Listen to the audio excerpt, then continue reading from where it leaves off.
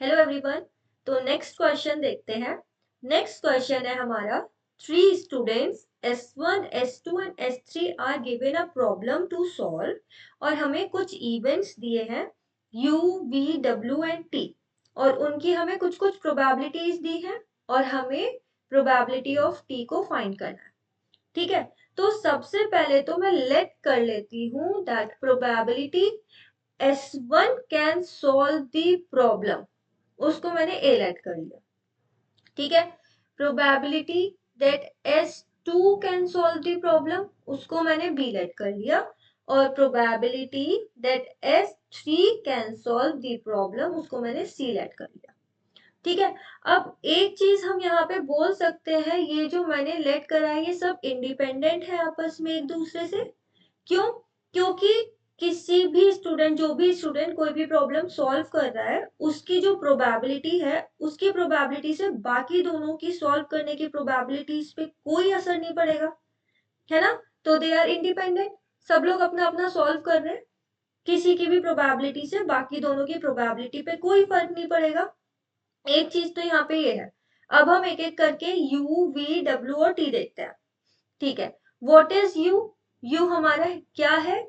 At least one of S1, S2 and S3 can solve the problem. मतलब U हमें क्या given है? S1 union S2 union S3, है ना। At least one of any can solve the problem. ठीक है, तो प्रोबेबिलिटी ऑफ U क्या हो जाएगी हमारी?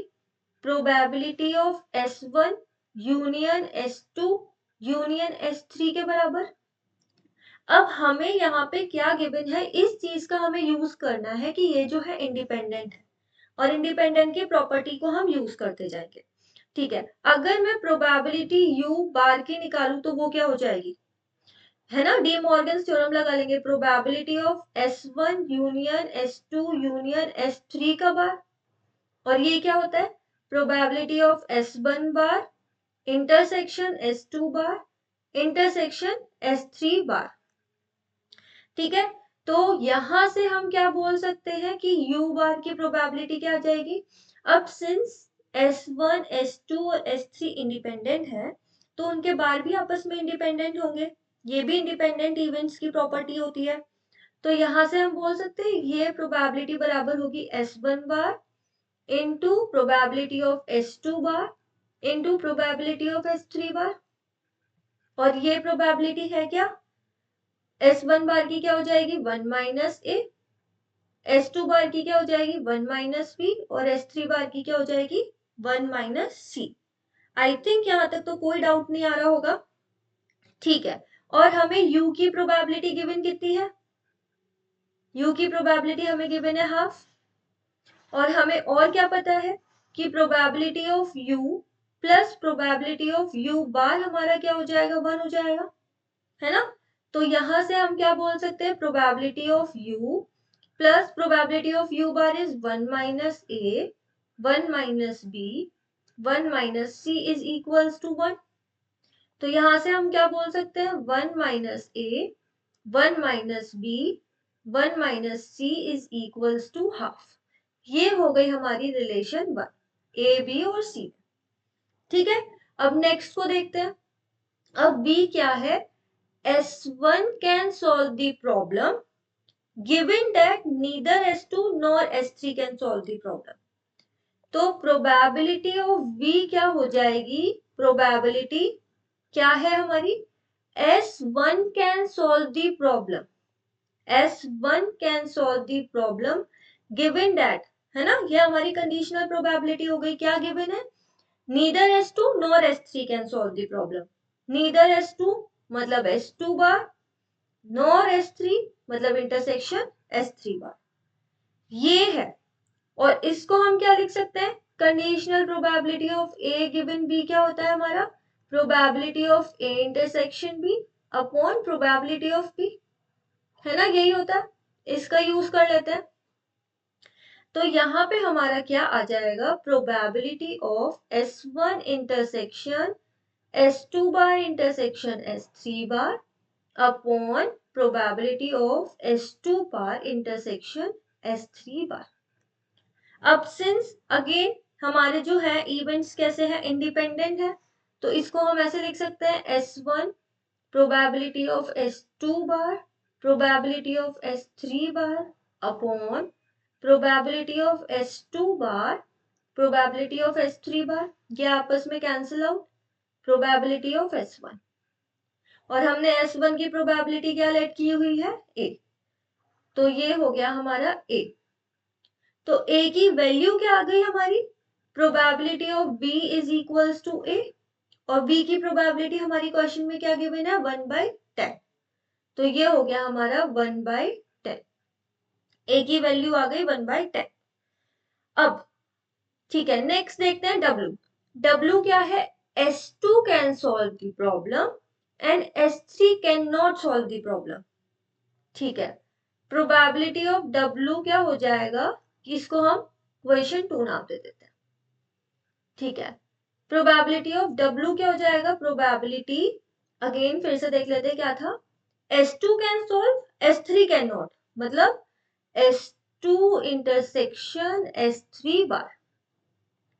अगेन प्रॉपर्टी लगा देते हैं इंडिपेंडेंट की, S2 into probability of S3 बार।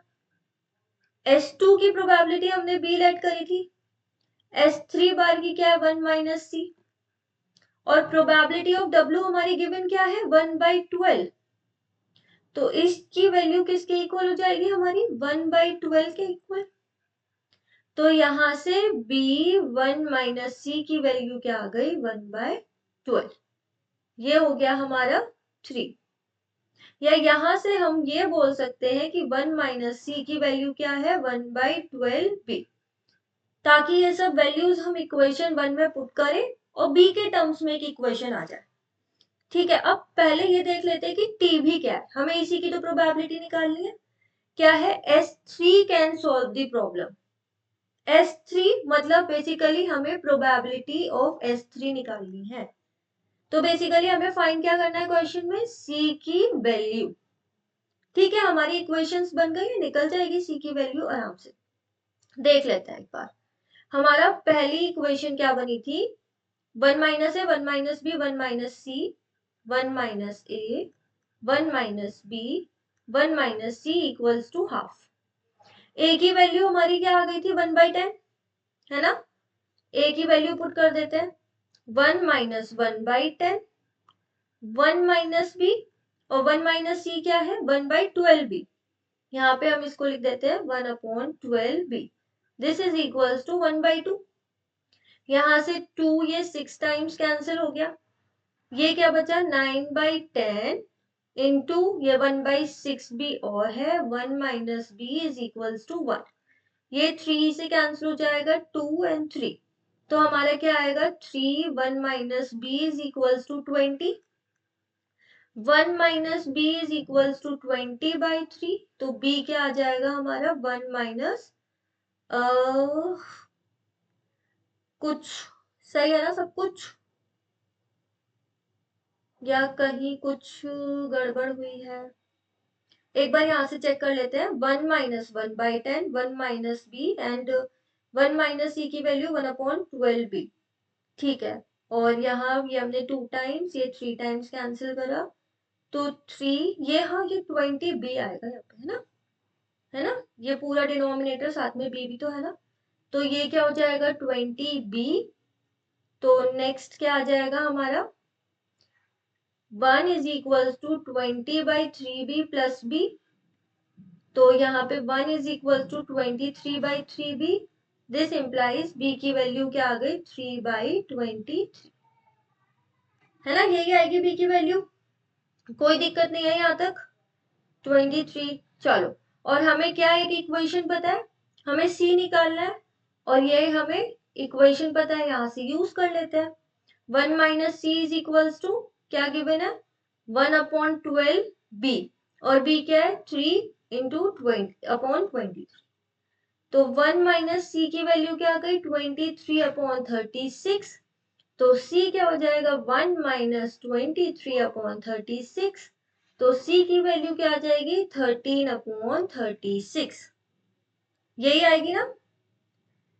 13/36। एक बार ऑप्शन चेक कर लेते हैं, कोई ऑप्शन है हमारा? हाँ, 13/36 option A is correct. Clear? तो बेसिकली सिंपल सिंपल इवेंट्स दिए थे, हमें बस सॉल्व करते जाना था। और एक जो चीज हमने यूज करी है वो ये है, अगर हम ये पहचान लेंगे कि ये तीन इवेंट्स हमारे इंडिपेंडेंट है आपस में, तो इसी की प्रॉपर्टी को हमने बस बार बार यूज करा। क्लियर? चलो, थैंक यू।